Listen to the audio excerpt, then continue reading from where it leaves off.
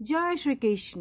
আজ আমি আমার বাংলা মিডিয়ামের ছাত্র ক্লাস 7-এর সংস্কৃত বই সংস্কৃত সৌরভ থেকে দ্বাদশ পাঠ মহাকবি কালিদাস পাঠ করছি।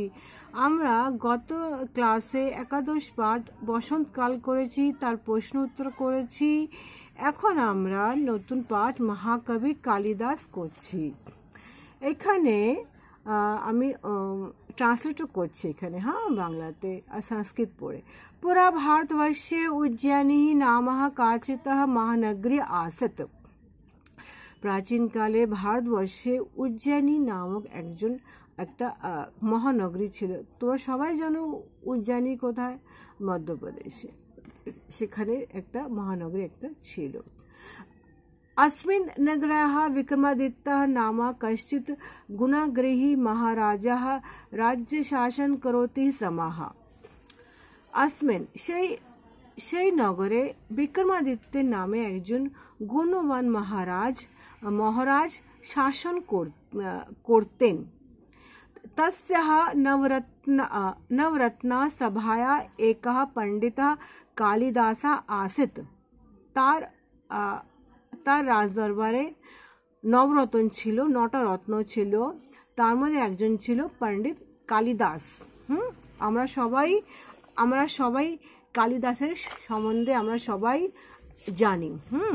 সেখানে হচ্ছে আবার কালিদাস প্রথম জীবনে অতীব মূর্খা আসিত। কালিদাস তার প্রথম জীবনে ভীষণ মূর্খ একজন ব্যক্তি ছিল। উত্তরকালে সরস্বতী কৃপাः সা অপূর্বাः কবিত্ব শক্তি প্রপ্তি সমাহ। তারপরের সময় সে মা সরস্বতী কৃপায় তার নিজের শক্তি লাভ পেল। সে ভালো একজন কবি সে হলো। কবিত্বাহ শক্তি প্রাপ্তি, সে কবিতা করার সে শক্তি পেল মা সরস্বতী কৃপায়।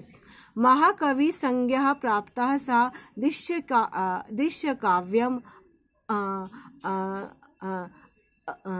অভিজ্ঞান শকুন্তলম विकर्मो अव्ययशीयम मालविका अग्निमित्रम खंडे काव्यम मेघदूतम महाकाव्यम रघुवंशम कुमार संभवः विचोरः परः यशः प्रोक्ति समाह।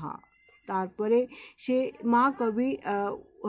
মহাকবি হয়ে সে তার সংজ্ঞা তার উপাধি সে লাভ করার পরে তারপরে উনি দৃশ্যকাব্যম অভিজ্ঞান শকুন্তলম সে রচনা করলো, বিক্রমা শৌর্যম রচনা করলো, মল্লিকা অগ্নিম মিত্রম রচনা করলো, খণ্ড কাব্যম মেঘদূতম রচনা করলো, মহাকাব্যম রঘুবংশম কুমার সম্ভবः তারপরে সে রচনা করে পরায়শ প্রাপ্তি সবত। তারপরে সে যশবান হলো, সে নাম কামালো, সে যশ প্রাপ্ত করলো।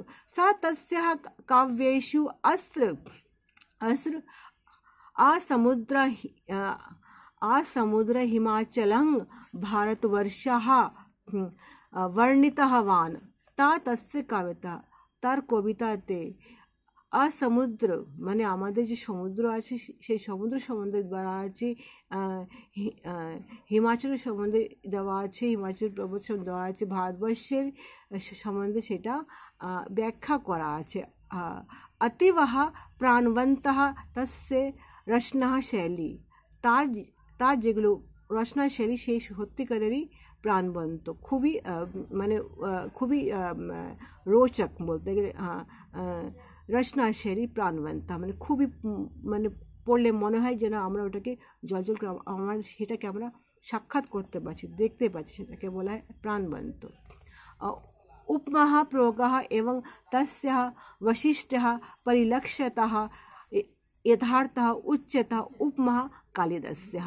उपमा প্রয়োগः তার বিশিষ্ট লেখনীর জন্য পরিলক্ষিত, সেই জন্য আমাদের একটা একটা কথা আছে, উপমা কালিদাসের মতন উপমা তাকে আমাদের দেওয়া হয়। সেটা তোমরা বুঝতেই পারলে। উপমা প্রয়োগः এবং তস্য বৈশিষ্ট্য, যারা বিশিষ্ট লোক থাকে তাদেরকে কালিদাস সম্মান করা হয়। এখানে তোমরা আশা করি তোমরা বুঝতেই পারছো। প্র্যাকটিস করো। আগামী ব্লগে আমরা এখানে এইটার সংস্কৃত ভাষার কোয়েশ্চেন আনসার নিয়ে আসবো। ততক্ষণে জয় শ্রীকৃষ্ণ।